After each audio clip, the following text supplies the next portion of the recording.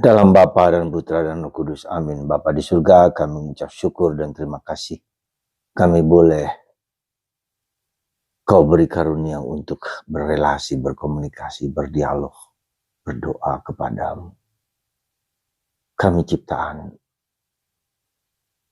Kami sangat lemah, sangat rapuh. Tapi kami Kau izinkan untuk berkomunikasi, berdialog, mengerti, memahami misteri-Mu dalam diri Putra-Mu Yesus. Terima kasih Tuhan atas karunia ini. Terpujilah nama-Mu kini sepanjang segala masa. Amin.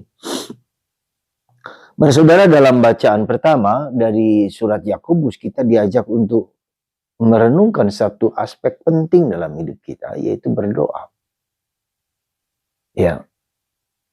Nabi Elia berdoa dengan sungguh-sungguh sehingga bisa menghentikan hujan, supaya tidak hujan selama 3,5 tahun. Dan dia juga berdoa sungguh-sungguh supaya hujan turun. Berdoa dengan iman, berdoa dengan keyakinan. Dan itu pula jawaban dari apa yang selama ini terjadi pada kita. Mengapa doa-doa kita tidak terjawab? Mungkin karena kita tidak sungguh-sungguh, seperti dikatakan oleh Yakobus. Mungkin juga karena kita sambil lalu dalam berdoa. Mungkin juga kita kurang penyerahan, mungkin juga kurang iman. Ada banyak faktor. Tapi kita mau belajar dari Santo Yakobus hari ini.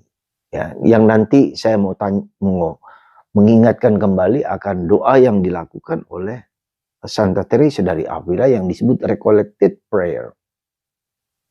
Nah, para saudara, mari kita bertanya pada diri kita masing-masing. Sejauh mana doaku sungguh menjadi doa yang sungguh-sungguh. Dan sejauh mana kita perlu merasakan, mengalami bahwa berdoa itu pertama-tama adalah bukanlah ingin mendapatkan sesuatu. Tapi untuk merasakan, mengalami itu hadir di hadirat Allah.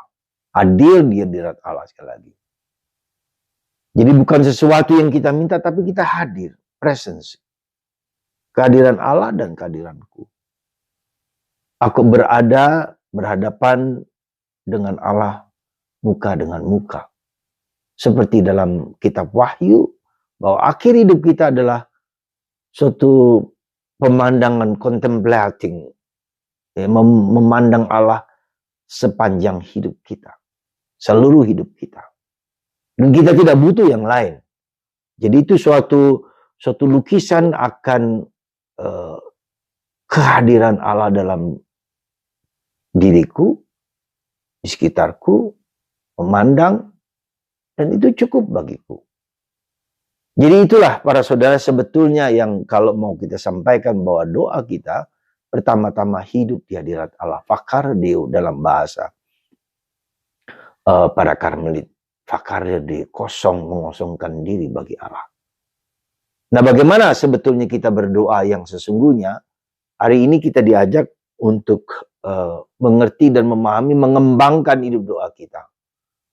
Hidup berdoa dengan sungguh-sungguh. Sehingga apa yang menjadi kerinduan hati kita, keinginan hati kita yang baik tentu saja tercapai, terwujud. Jadi ada unsur Allah mengizinkan itu terjadi pada kita. Dan kita juga berjuang. Jadi bukan hanya bahwa Allah memenuhi kebutuhan kita, tapi kita sendiri juga mempunyai sikap batin penyerahan, persembahan diri kita kepada Tuhan. Itulah penuh iman, penuh keyakinan bahwa apa yang kita mohonkan dapat terjadi dan terwujud.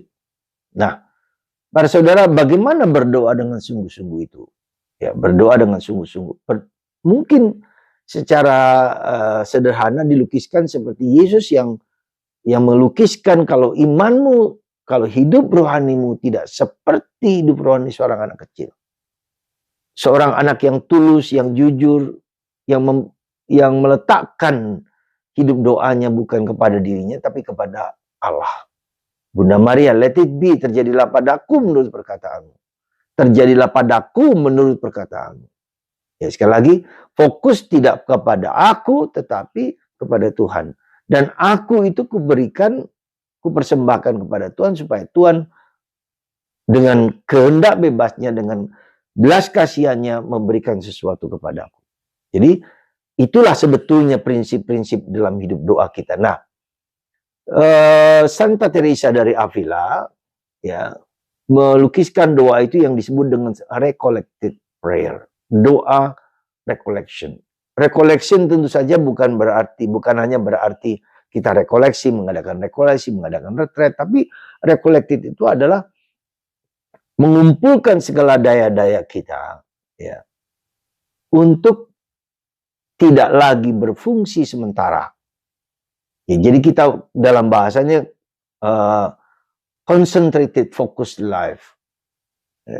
Jadi seluruh kemampuan pikiran kita, panca indera kita itu diheningkan, didiamkan. Ya, katakanlah silentkan, disunyikan, ya. Jadi seluruh kemampuan panca indera, penglihatan, pendengaran, bicara, perasaan, ya, itu diheningkan, didiamkan. Ya, sehingga kita bisa mendengarkan suara Allah yang begitu hening, begitu sunyi, begitu redup itu. Ya, kita hening, kita diam. Bahasanya yang sering kita pakai, kenapa kita hening, kenapa kita diam?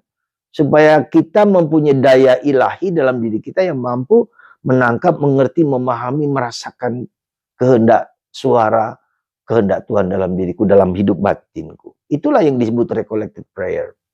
Maka, dan mungkin bagi orang Jawa dikatakan misalnya doa itu adalah doa yang menutup segala senses kita. Ya, panca indera kita tutup. Atau bukan lebih dalam daripada itu, bukan hanya panca indera kita tutup, tapi lubang-lubang dalam tubuh kita, hidung, mulut, telinga, dan alat kemaluan dan tempat kita membuang BAB itu semua ditutup, close. Ya. Nah, disitulah bahasanya beda-beda, tetapi intinya bahwa kita ada fokus, kita hening, kita diam, ya, kita hening, diam, sunyi.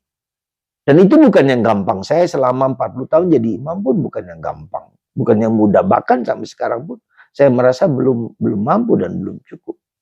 Betapa tidak mudahnya hening, sunyi, ya, diam, karena ada banyak hal yang muncul dalam pikiran terutama.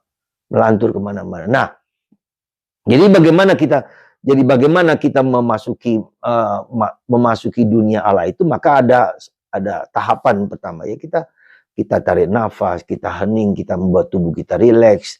Jadi seluruh pikiran, perasaan kita dibuat rileks, dibuat damai dengan pernafasan, tarik nafas dan seterusnya. Lalu kita mohon Roh Kudus untuk membimbing dan menuntun kita.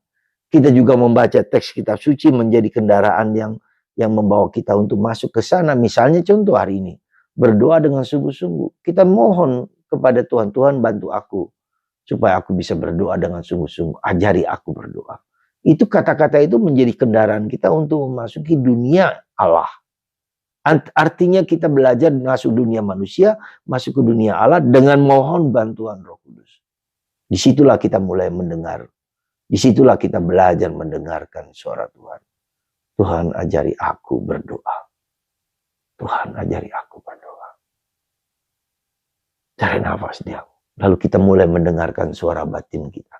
Suara hati kita. Dan usahakan tidak lewat telinga. Dan itu butuh latihan. Nabi Elia selama 3,5 tahun diam, duduk, hening di dekat sungai Kerit.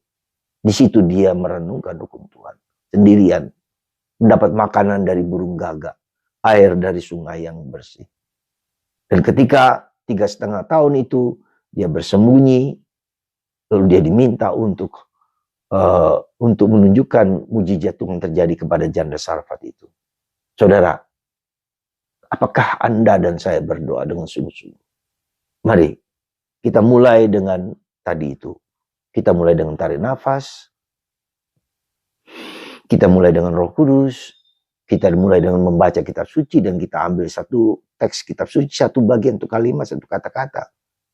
Ajari aku berdoa. Berdoa ya Tuhan. Dengarkan suara Tuhan dari dalam hati kita.